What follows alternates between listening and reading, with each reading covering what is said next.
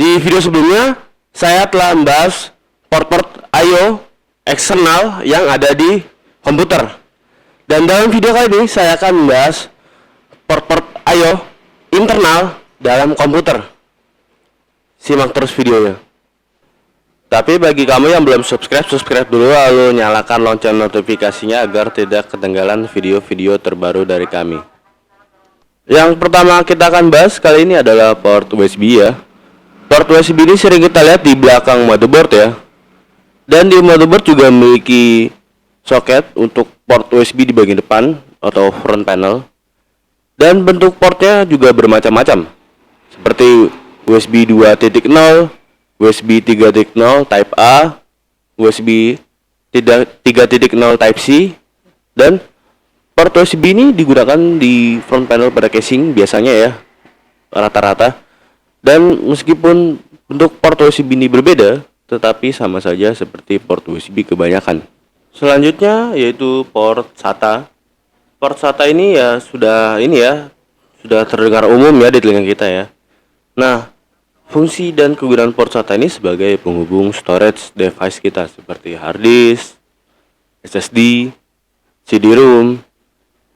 Meskipun port SATA ini berfungsi sebagai penghubung storage, namun port SATA ini masih tergolong lambat di tahun 2021 ini.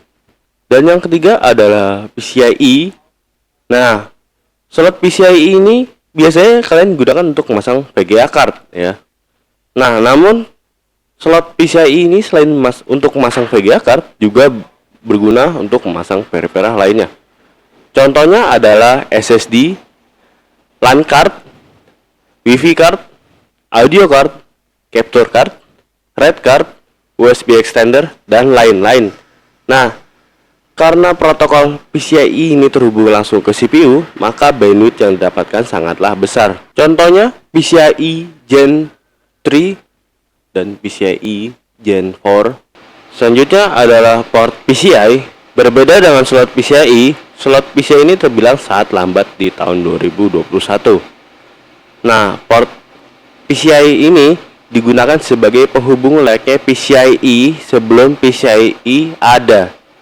Dan device yang biasa memakai PCIe ini adalah sound card, LAN card, Wi-Fi card, USB extender, game card, bahkan VGA card juga ada ya, cuma jarang banget. Dan berbeda dengan PCIe yang terhubung langsung dengan CPU, PCIe ini terhubung melalui chipset. Dan untuk bandwidth yang didapatkan hanya 133 Mbps sampai 266 Mbps. Dan maksimal yang didapat bandwidthnya yaitu 533 Mbps untuk PCI X ini ya, yang seri tertingginya. Untuk yang PCI X ini juga jarang kita temui, itu digunakan di server zaman dulu. Dan slot PCI ini sudah tidak digunakan lagi dan telah digantikan oleh PCIe yang kecepatannya berkali-kali lebih cepat dibanding slot PCI. Berikutnya adalah slot M2. Mungkin beberapa dari kalian terdengar asing mendengar slot ini.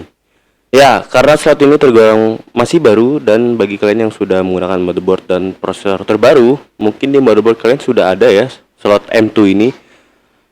Dan fungsi dari slot M2 ini adalah sebagai storage, tepatnya storage SSD berbasis M2. Dan perlu dicatat bahwa M2 ini banyak jenisnya ya.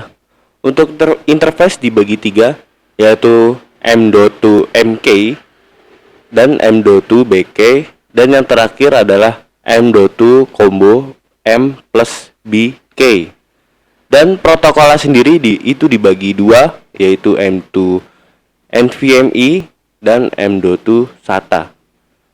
Dan NVMe dibagi lagi jadi 2, yaitu NVMe kali 2 dan NVMe kali 4. Dan kebanyakan SSD zaman sekarang sudah memakai M2 NVMe kali 4.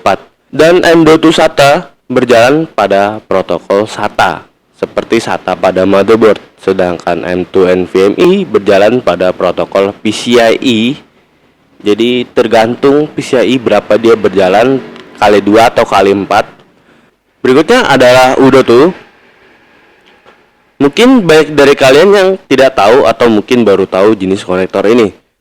Konektor ini baik dipakai di perangkat berbasis server atau high-end desktop dan fungsinya adalah sebagai konektor storage.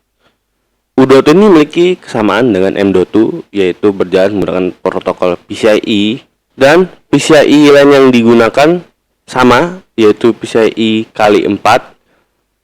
Perbedaan UDOTU dan M.2 terletak pada fleksibilitasnya, di mana UDOTU dapat di hot swap ya, dan M.2 tidak bisa di hot swap. Jadi di hot swap itu jadi kayak flash disk, bisa dicolok cabut ya.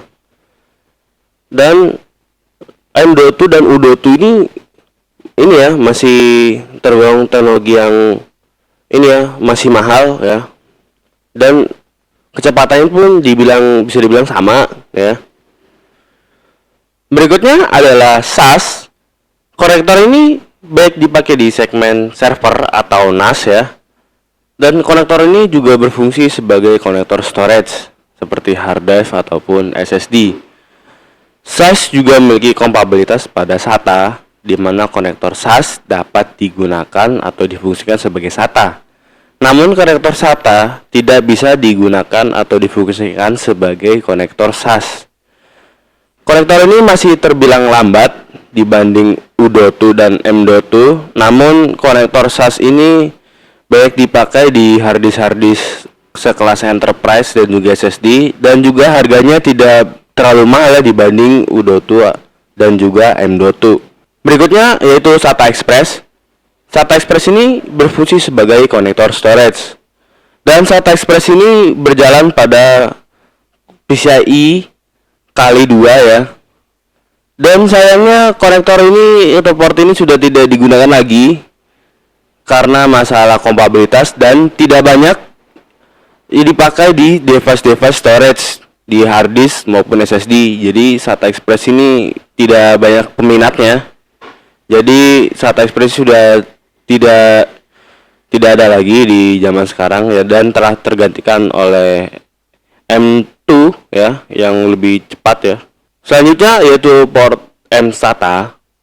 Port M-SATA ini juga berfungsi sebagai storage. Port M-SATA ini juga banyak kita temui di laptop atau motherboard zaman dulu ya. Port M-SATA ini berjalan menggunakan protokol SATA, yaitu port SATA kebanyakan yang di motherboard yang 500 Mbps. Dan port SATA ini sudah tidak digunakan lagi karena sudah tergantikan oleh port M.2 yang lebih baru dan juga lebih cepat. Ya, sekian dulu dari saya. Kurang lebihnya mohon maaf, apabila ada kesalahan bisa dikoreksi di kolom komentar. Wassalamualaikum warahmatullahi wabarakatuh.